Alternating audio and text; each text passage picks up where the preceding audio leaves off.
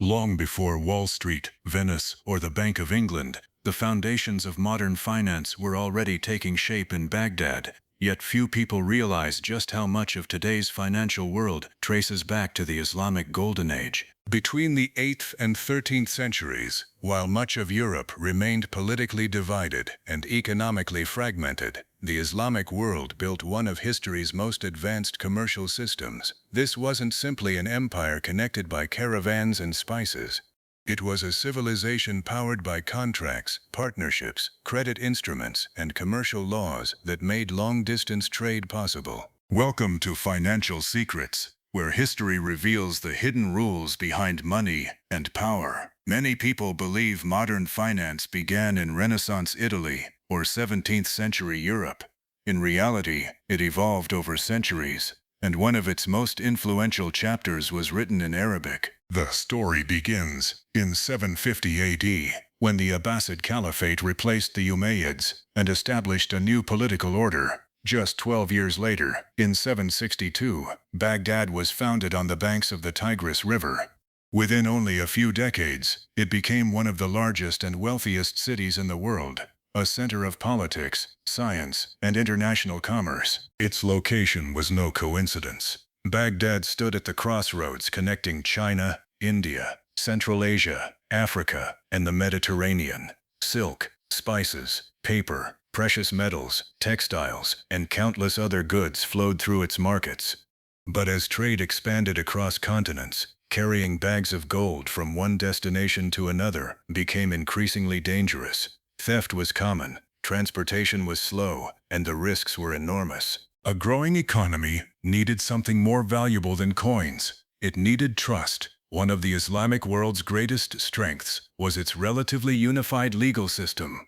Merchants across vast territories shared a common commercial language, while Sharia-based commercial law provided consistent rules governing trade, partnerships, debt, and dispute resolution. Whether a merchant traded in Cairo, Damascus, or Baghdad, similar legal principles protected agreements and enforced contracts. This consistency dramatically lowered the risks of doing business. After all, finance isn't built on gold alone. It's built on the confidence that agreements will be honored. Gold dinars and silver dirhams created monetary stability, but they were only part of the system. The true engine of commerce was contract law. Among the most remarkable innovations was the Mudaraba partnership. Its structure was surprisingly modern. One investor supplied the capital, while another contributed experience, labor, and management.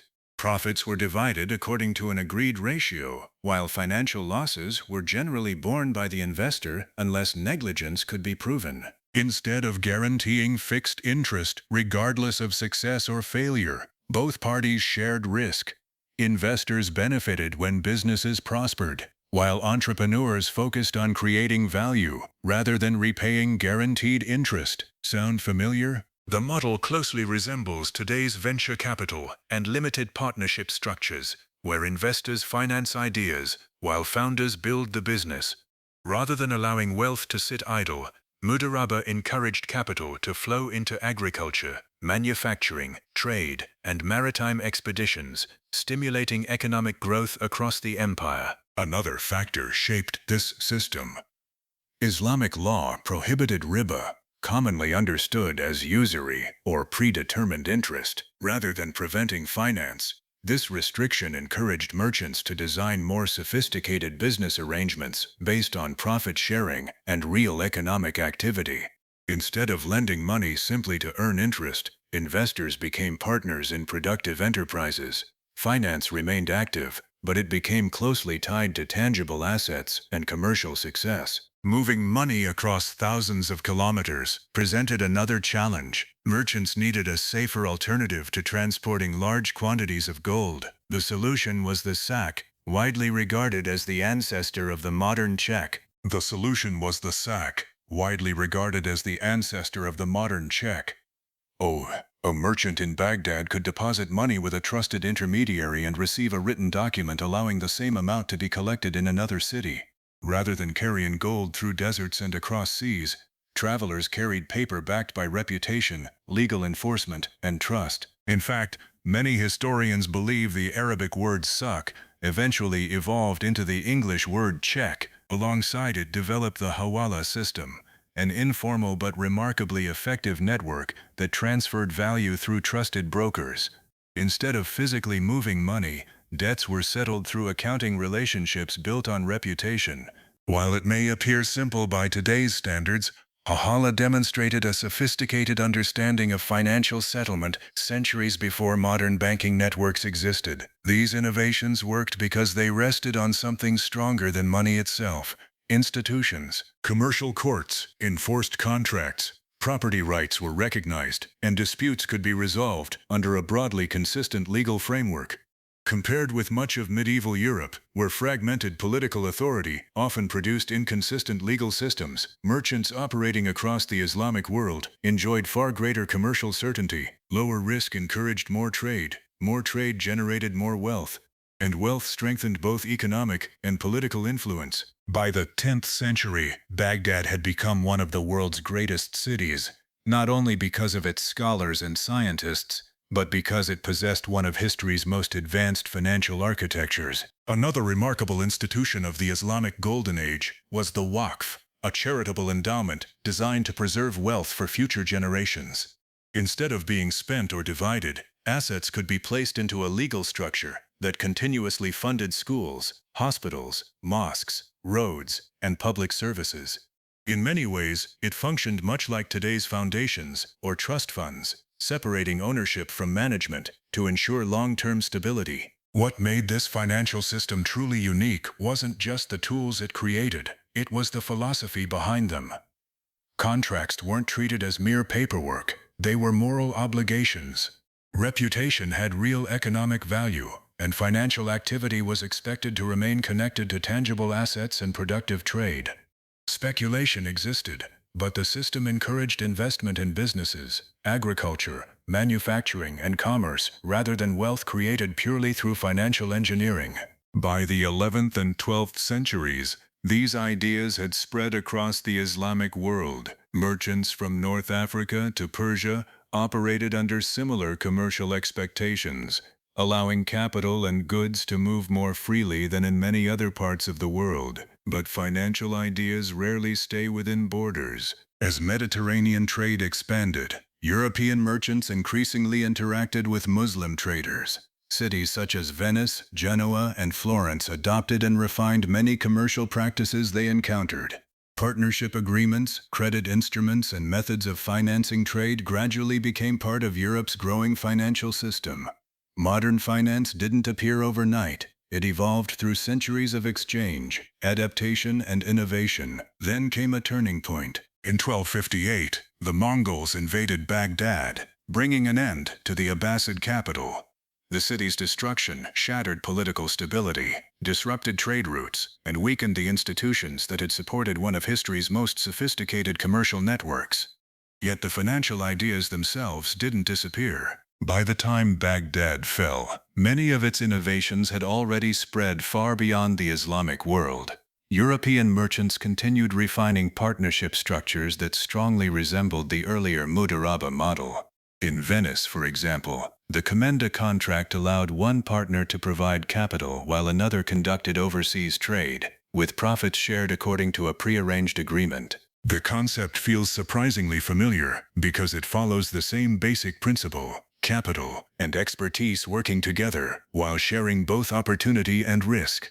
At the same time, bills of exchange became increasingly common across Europe, allowing merchants to transfer value without transporting large amounts of gold. The mechanics became more sophisticated, but the underlying principle remained unchanged: trust, formalized through enforceable contracts. However, European finance gradually took a different direction. While Islamic commercial law generally favored profit sharing and asset-backed transactions, European banking increasingly embraced interest-based lending. Debt became the engine of economic expansion. Governments borrowed against future tax revenues, banks expanded credit, and financial growth accelerated. This approach created enormous opportunities, but it also introduced new vulnerabilities. Leverage can multiply prosperity during good times, yet it can also magnify losses when confidence disappears. The 2008 global financial crisis demonstrated this reality. Complex debt products, excessive borrowing, and financial instruments disconnected from real assets created a fragile system. When confidence collapsed, governments and central banks were forced to intervene with trillions of dollars to stabilize global markets. Islamic finance wasn't untouched by the crisis, but its structure imposed certain natural limits. Because Sharia-compliant financial products require underlying assets and restrict purely speculative transactions, many institutions were less exposed to the most complex forms of financial engineering that fueled the collapse. Today, the global Islamic finance industry manages more than $2 trillion in assets, with major financial centers in Malaysia, Saudi Arabia, and the United Arab Emirates. Products such as sukuk, often described as Islamic bonds, generate returns through ownership in real assets or projects rather than traditional interest payments.